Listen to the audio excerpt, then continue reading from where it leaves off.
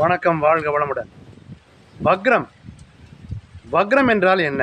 முதல்ல எந்த ஒரு செயலுக்கும் எதிர்ச்செயல் உண்டு இல்லைங்களா? நன்மை தீமை அப்படிங்கிற மாதிரி இயல்பு வக்ரம், இயல்புக்கு மாறான செயல் அப்படிங்கிறது தான் வக்ரம்.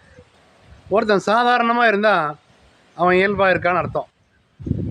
அவனுடைய செயல்பாடுகள் மனித இனத்திற்கு மற்றவர்களுக்கு எதிர்மறையாக இருந்தால் அவனை வக்ரம் பிடித்தவன் அப்படின்னு சொல்லுவோம் இல்லைங்களா?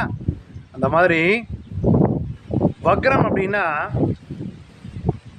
ஒரு கிரகம் தான் தர வேண்டிய பலனை தராமல் எதிர்மாறான பலன்களை தருவது வக்ரம். சரி, எந்தெந்த கிரகங்கள் வக்ரம் பெறும்? சூரியன் சந்திரனை தவிர்த்து ராகு கேதுக்கள் எப்பவுமே வக்ரம்தான். அதோட சூரியன் சந்திரனை தவிர்த்து மற்ற கிரகங்கள் வக்ரம் பெறும். வக்ரம் பெறக்கூடிய கிரகங்கள் தான் தர வேண்டிய இயல்பான பலனை தராது. அதாவது ஒரு ஜாதகருக்கு நன்மையை தர வேண்டிய கிரகம் நன்மையை தராது, வக்ரம் பெற்றா.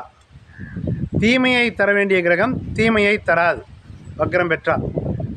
அப்போ நன்மையை தர வேண்டிய கிரகம் வக்ரம் பெற்றால் அது மறைய வேண்டும், அப்போ தொந்தரவில்லை. தீமையை தர வேண்டிய கிரகம் வக்ரம் பெற்றால் மறையக்கூடாது. அதான் புரிஞ்சுக்கணும். ஒரு தடவைக்கு 2 தடவை இந்த வீடியோவை பார்த்தீங்கன்னா தான் உங்களுக்கு புரியும்.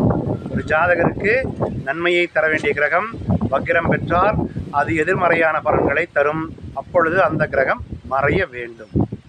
தீமையை தர வேண்டிய கிரகம் வக்ரம் பெற்றால் அந்த கிரகம் நன்மையை தரும், அது மறையக்கூடாது. சரிங்களா? வாழ்த்துக்கள், வாழ்க வளம்.